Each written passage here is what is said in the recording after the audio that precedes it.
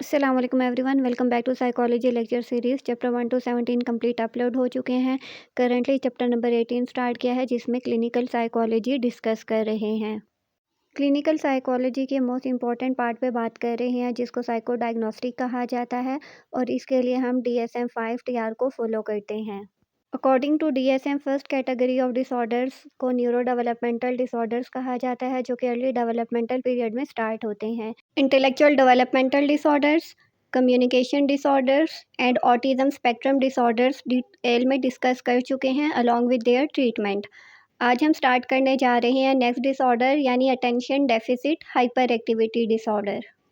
Last lecture में हमने diagnostic criteria discuss किया था। आज हम बात करेंगे कि ADHD को ट्रीट कैसे किया जाता है। फर्स्ट पे इनअटेंशन के सिम्टम्स होते हैं, जिसमें बच्चा केयरलेस मिस्टेक्स करता है, अटेंशन को मेंटेन नहीं कर पाता, इंस्ट्रक्शंस को अच्छे तरीके से फॉलो नहीं कर पाता, ऑर्गेनाइजेशन नहीं होती यानी चीज़ों को ऑर्गेनाइज नहीं कर पाता, मेसी होता है, उन टास्क को अवॉइड करता है जिसमें मेंटल एफर्ट की ज़रूरत होती है, इजीली डिस्ट्रैक्ट हो जाता है और इन सब सिचुएशन की वजह से चीज़ों को भूल भी जाता है। तो हम पहले बात करेंगे कि इनअटेंशन के सिम्टम्स को कैसे डील किया जाता है। Environmental structuring.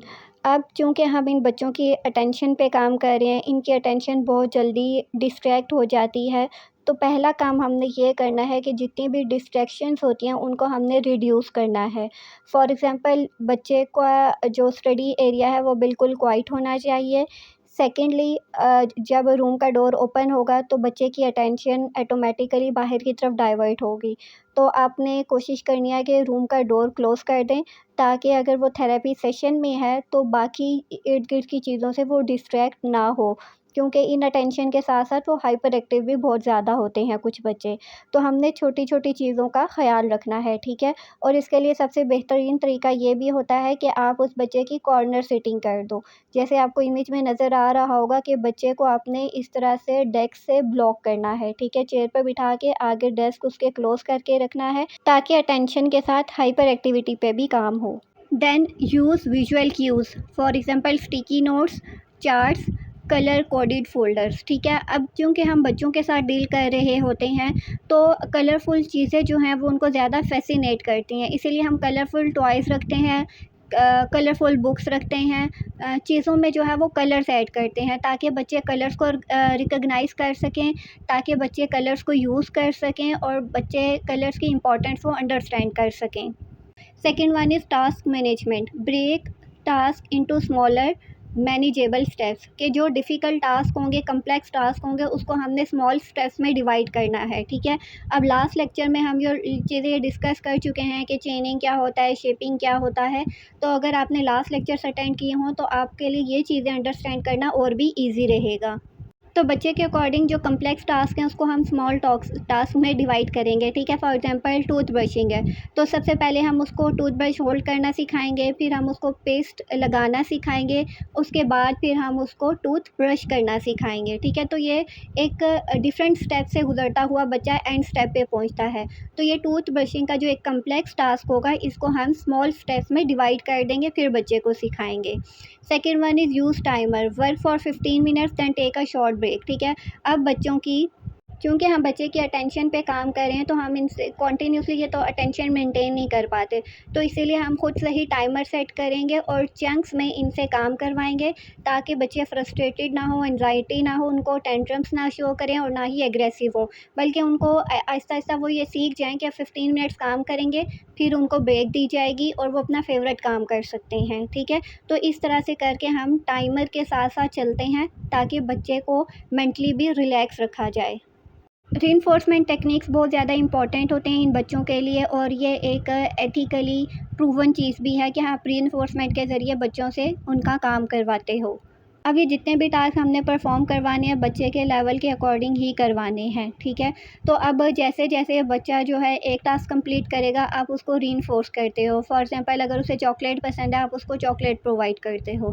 फिर नेक्स्ट टास्क आप उससे करवाते हो, उसको कोई टॉय पसंद है, आप उसको वो टॉय देते हो, ठीक है? तो हिस्ट्री में ही आप फाइंड आउट कर लेते हो कि बच्चे को क्या चीज़ रीइंफोर्स करती है, फिर इस रीइंफोर्सर को यूज़ करते हुए आप बच्चे से डिफरेंट टास्क करवाते हो।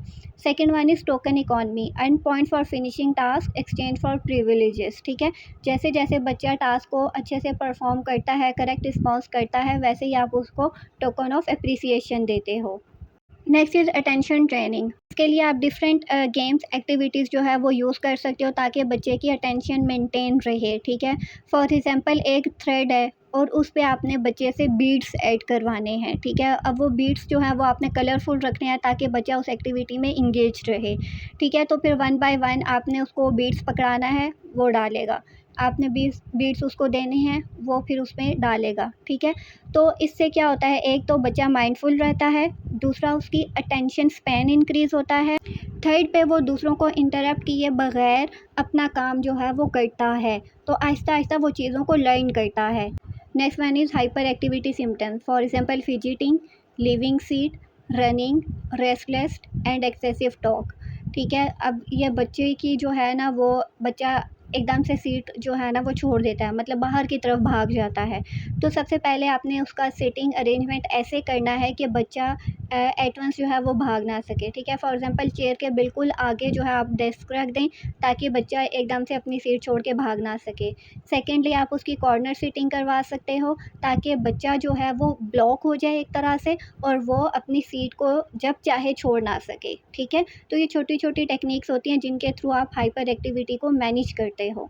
Movement breaks. अब कोई भी गेम होती है, ठीक है, जब या बच्चे को आप कोई भी काम करवा रहे हो तो बीच में आप उसको खड़ा करके कोई एक्टिविटी करवा सकते हो, फिर उसे स्ट्रेचिंग करवा सकते हो, देन उसे वॉक करवा सकते हो। तो अगेन ये सारी चीज़ें बच्चे के लेवल के अकॉर्डिंग हम उसे करवाते हैं। ठीक है, फॉर एग्जांपल स्पोर्ट्स एरिया में आप उसको लेकर जाते हो, या फिर आप बैलेंसिंग बोर्ड का यूज़ कर सकते हो जिसमें बच्चा बैलेंस करना सीखता है। उसके अलावा आप उससे छोटी-छोटी एक्सरसाइज़ करवा सकते हो।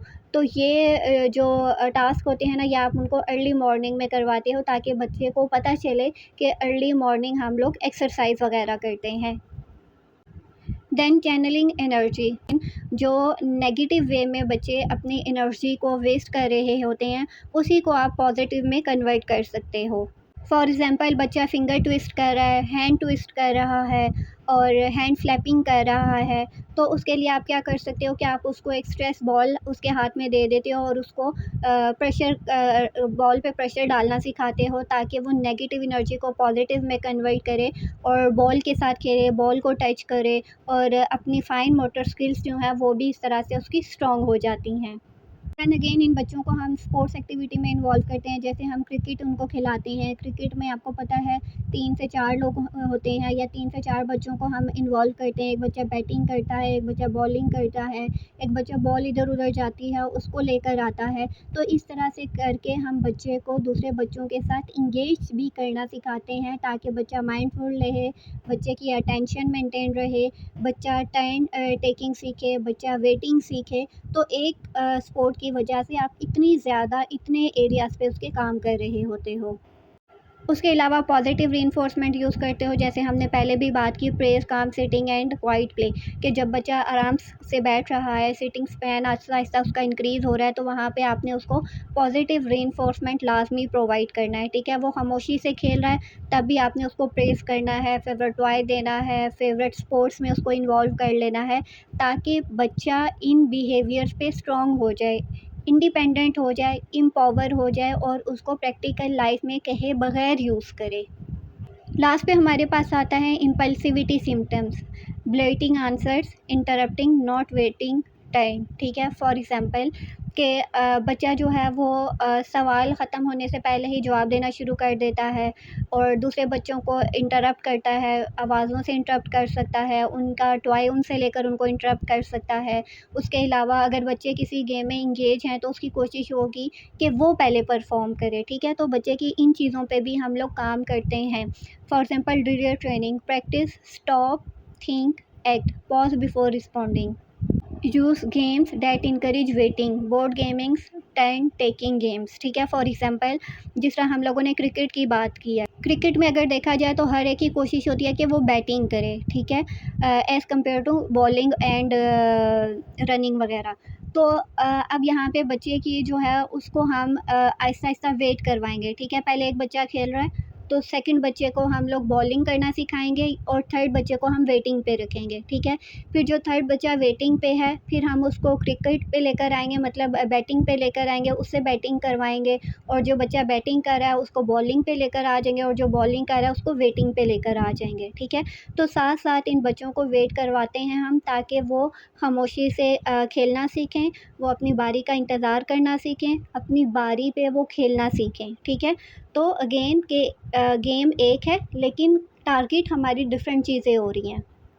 इमीडिएट फीडबैक, जैसे अभी हमने बात की कि हमने बच्चे से वेट करवाना है साथ साथ, ठीक है। तो इसी तरह जब आप बोल रहे होंगे तब भी आपने बच्चे को कहना है कि लेट मी फिनिश फर्स्ट, और इस तरह के वर्ड्स यूज़ करके बच्चे को स्पीकिंग में भी आपने वेटिंग सिखाना है, ठीक है। और जब वो सक्सेसफुली वेट कर ले, अपना टारगेट अचीव कर ले, करेक्ट रिस्पॉन्स कर ले, तो साथ साथ आपने उसको पॉजिटिव फीडबैक देना है। Yes you did it well, you did it, और you are a good boy, you are following instructions. तो इस तरह से आपने उसको प्रेज़ करते रहना है। वर्बल रीइंफोर्समेंट भी आपने उसको देते रहना है। ज़रूरी नहीं है हर वक़्त कैंडी और चॉकलेट ये सब चीज़ें प्रोवाइड कर। ये रोल प्ले टेक्निक होती है, ठीक है। थेरेपिस्ट बच्चे के साथ इंगेज होगा, एक टास्क बच्चा करेगा, एक थेरेपिस्ट करेगा, ठीक है। तो यही हमारे पास रोल प्लेइंग टेक्निक्स हैं कि बच्चे से हमने हर चीज़ जो है वो प्रैक्टिस करवानी है, मॉडल करवाना है, रिहर्स करवाना है। हमने बच्चे को पोलाइटली एंड पॉजिटिवली इंटरप्ट करना सिखाना है, ठीक है।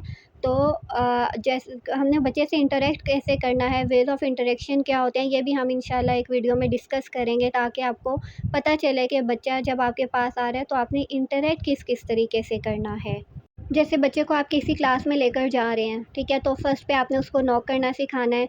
सेकंड पे आपने उसको टीचर से पोलाइटली परमिशन लेना सिखाना है, ठीक है, क्योंकि वो थेरेपिस्ट अपनी क्लास में इंगेज है, ठीक है। तो एक बच्चे को आप बाहर से लेकर आ रहे हो, तो उस बाहर के से जो बच्चा आ रहा है उसने किस तरह से अंदर वाला थेरेपिस्ट जो है, जो क्लास ले रहा है, उससे कैसे पोलाइटली इंटरेक्ट करना है, उसे कैसे पोलाइटली इंटरप्ट करके अंदर आने की परमिशन लेनी है, ठीक है।